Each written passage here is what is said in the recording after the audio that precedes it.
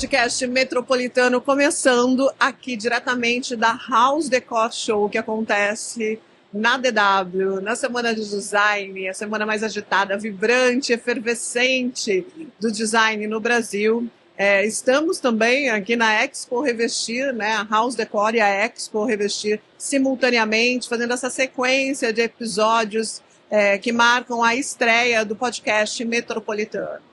Neste momento, eu entrevisto Gabriel Muniz Interiores. O Gabriel, ele tem o frescor da juventude, é um profissional renomado aqui em São Paulo, polivalente, multifacetado, muito criativo. É meu amigo, eu tenho um prazer de ter você aqui. É tão bom quando a gente fala de amigo, né? Porque a gente conhece a vida e aí a gente vai perguntando. Com certeza, com certeza. É muito gostoso estar aqui. Obrigado pelo convite, obrigado Metropolitano. O evento de vocês aqui tá super bacana, super alinhado, né, com toda a House Decor e a Expo Revestir. Muito obrigada. Gabriel teve ontem com a gente na Rota Metropolitana de Design, lá no Terraço Notier. E ele teve na nossa estreia também aqui em São Paulo, na festa de lançamento. Sim. Desde o comecinho aqui do Metropolitano em São Paulo. Acompanhando os nossos passos, isso é muito importante. Com certeza. Gabriel, me fala um pouquinho do início. Você abriu o escritório na época da pandemia, foi um pouquinho depois da pandemia. Eu costumo falar, eu trabalhava em outro escritório, né, em São Paulo. E aí, quando a gente foi para a pandemia, aquele tempo ocioso que a gente tinha, né, de deslocamento entre um escritório e outro, acabou sobrando, comecei a postar meus projetos no Instagram. Instagram que é uma grande porta de entrada, né, para todos nós profissionais. É uma vitrine maravilhosa. E a partir daquele momento que eu comecei a postar bem no final de março de 2020, em abril eu fechei meu primeiro projeto. E aí uma coisa que é bacana é que desde muito antes, eu acompanho o pessoal no Instagram desde 2017. Então, todo mundo sempre falou de posicionamento, de estratégia de carreira, de atingir o público ideal. E eu apliquei tudo aquilo no meu Instagram e meu primeiro projeto foi uma casa de 400 metros quadrados. Nossa, em abril de 2020, logo de cara. Foi um grande desafio para mim, porque foi o meu primeiro projeto grande. Antes eu só fazia projetos para familiares. Mas a partir daquele momento eu entendi que era aquilo que eu realmente queria. E, enfim, deu certo, né? Porque a partir dali, vários outros projetos surgiram. Sim. Como é bacana a gente fazer um projeto de visibilidade. Porque esse próprio projeto, né, onde for, seja um condomínio vertical ou horizontal, chama a atenção de outras pessoas, chama a atenção de amigos e familiares, né? E ali o seu nome já começa a ser trabalhado. Aí no digital a gente reforça o nosso posicionamento, ampliando a nossa reputação. Isso é maravilhoso, Gabriel. Com certeza. É assim que funciona. E o seu processo criativo? De que forma você fica mais sensível, mais criativo, para realmente aplicar soluções inovadoras e diferenciadas? Eu costumo falar que meu processo criativo acontece o tempo todo. Então, eu gosto de treinar o meu olhar.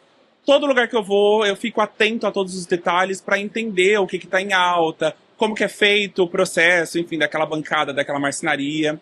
E a partir do momento que chega um cliente no escritório, a gente faz um briefing muito bem detalhado. Então, inclusive, é uma reunião que eu gosto de fazer presencial. Eu costumo falar, né? Hoje a gente está na época do digital, mas eu ainda gosto muito, né, de reunião presencial. Eu acho que a troca é muito diferente. E a partir do momento que o cliente chega no escritório, eu gosto de perguntar tudo. Então, eu pergunto desde, por exemplo, cor preferida, né, que é uma pergunta mais básica, até momentos que remetem à infância, momentos que lembram, né, bons momentos ali, para a gente conseguir trazer isso para dentro do projeto, seja em um quadro, em um tapete, em um piso, alguma coisa que tenha esse momento afetivo, né, realmente do cliente. E quando você apresenta o 3D, o que você sente? O olhinho brilha? Brilha, e eu gosto de ver o olho do cliente também brilhar, né? Eu tive uma cliente recentemente que ela veio do Nordeste junto com o filho deu de presente para ela um apartamento, o primeiro apartamento da vida dela, e foi muito emocionante para mim, porque no escritório ela chorava em todas as reuniões, então desde a reunião de briefing, contando a história dela, quando chegou no 3D, praticamente foi um projeto quase 100% aprovado. E foi muito gratificante para mim ver ela realmente muito emocionada, né, com aquela realização de um sonho para ela. Ai, que maravilha. E aqui na Expo Revestir, na House Decor, você já conseguiu andar por aí? Hoje é o primeiro dia aberto aos profissionais. Sim. Sim. algo inovador? Porque eu não consegui, o que Sim. você viu, eu quero saber teu olhar. Não, olha, eu já vim ontem, que foi o dia para os convidados. Aproveitei para dar uma olhada nas marcas que eu já costumo trabalhar, tanto na House quanto na Expo. Na Expo Revestir de Revestimento, eu posso falar muito sobre a tecnologia, né? A sensibilidade, o toque do produto. Cada vez mais a gente está tendo revestimentos e produtos que a gente consegue trazer essa questão do toque, essa questão Sensorial, do aconchego, né? sensorial para o projeto. E aqui na House Decor, meu xodó é iluminação. Então, assim, meus olhos brilharam na iluminação, tem muito lançamento bacana, tem muita marca muito linda aqui, né, com produtos novos que agregam bastante para o nosso projeto. Já que você tocou no assunto do luminotécnico, eu sou daquelas que se a luz é branca, eu vou lá e coloco um papel de pão amarelo em volta da lâmpada para dar uma cor. Para dar um âmbar. Sim, sim. Porque assim, a luz clara, a luz branca, ela me incomoda. Eu gosto sempre da luz mais amarelada e tal. Sim. A iluminação, ela faz total diferença no projeto. Faz. Eu falo muito para os clientes isso. Eu gosto muito de fazer reunião de proposta, né? Como eu falei, eu gosto sempre de estar ali em contato com o cliente. Então, desde o primeiro momento que o cliente chega no escritório, eu já gosto de explicar como funciona todo o processo. E aí eu sempre brinco, né, que eu falo para o cliente que iluminação é um ponto-chave do projeto. O projeto pode ser o mais simples do mundo, um budget baixo. Se a gente fizer uma iluminação diferenciada, focada nos pontos certos e criando cenas, né, para criar possibilidades de uso do dia a dia, fica um projeto completamente diferente. Da mesma forma que também pode ser um projeto com peças assinadas, com budget super alto, e que se não tiver uma iluminação bem pensada, calculada, acaba com todo o projeto. Sim.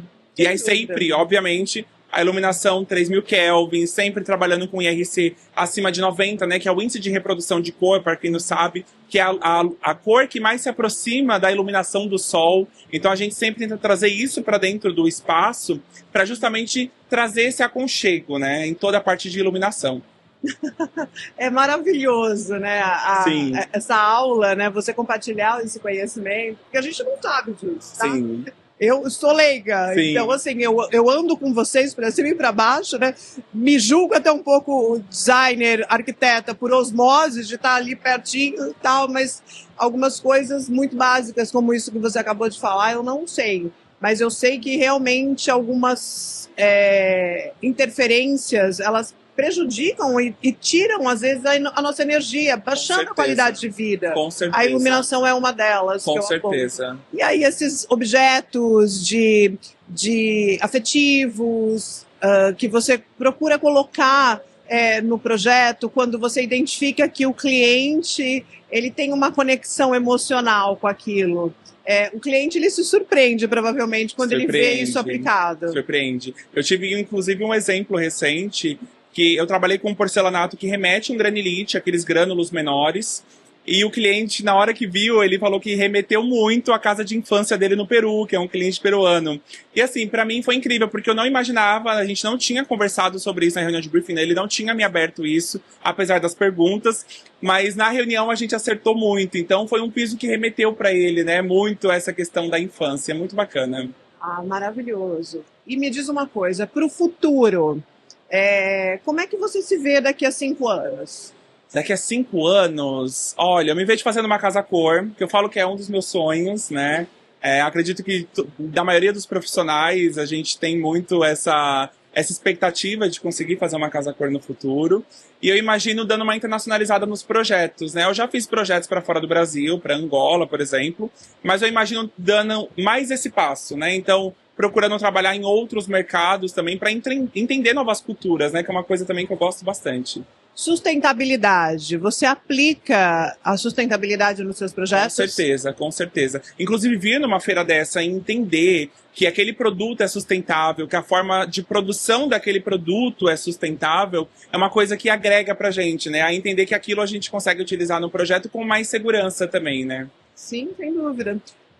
De toda a sua carreira, qual foi o projeto que você mais se identificou? Aquela casa que você fez para o teu cliente, mas você pensou, poxa, eu moraria com facilidade aí. Ana, é difícil essa pergunta. Eu vou te falar que quase todos os projetos, inclusive quando a gente acompanha a obra, a gente vai vendo a evolução do processo, né? E aí você vai se vendo, você vai vendo o cliente utilizando aquele espaço no dia a dia, e você também consegue se imaginar utilizando aquele espaço, né? É difícil eu te dar essa resposta por imediato. Pra me falar qual é o mais. Você sabe que eu faço podcast já há muitos anos, né? Sim. E ninguém me responde essa pergunta. É muito difícil, é muito difícil. Todo mundo fala assim, isso é a mesma coisa que pedir pra escolher filho preferido. Não tem filho preferido. São os meus projetos, são os meus filhos, gosto de todos. Sim, é muito difícil. Eu pergunto, mas eu já sei a resposta. Tenho certeza que para todo mundo é a mesma coisa, porque é muito amor envolvido, né? Sim, com certeza. E é um processo muito longo também, né? A gente passa muito tempo com aquele projeto no escritório, dependendo do tamanho, a gente vai criando aquele apego emocional ali, que é muito bacana também. A gente traduz esse apego emocional também nos nossos projetos, né? Sim.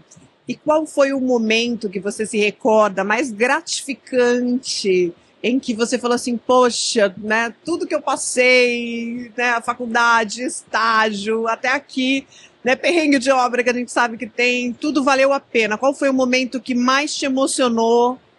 Eu poderia te falar que foram os prêmios que eu ganhei. Sim. Mas para mim o mais emocionante é o exemplo que eu citei anteriormente. A cliente que se emocionava em toda reunião no escritório. Aquilo para mim não tem preço.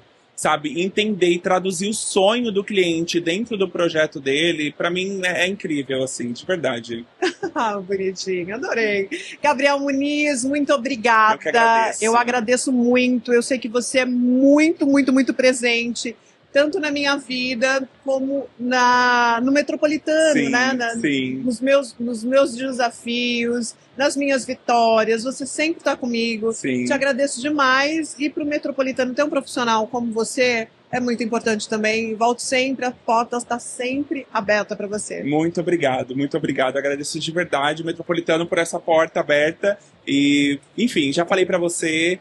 Você tá arrasando e o Metropolitano também tá arrasando, né? Chegou com tudo aqui em São Paulo. Muito obrigada. Obrigado. Este foi Gabriel Muniz, Interiores, no nosso podcast Metropolitano, diretamente da House Decor Show durante a Expo Revestir. Até mais.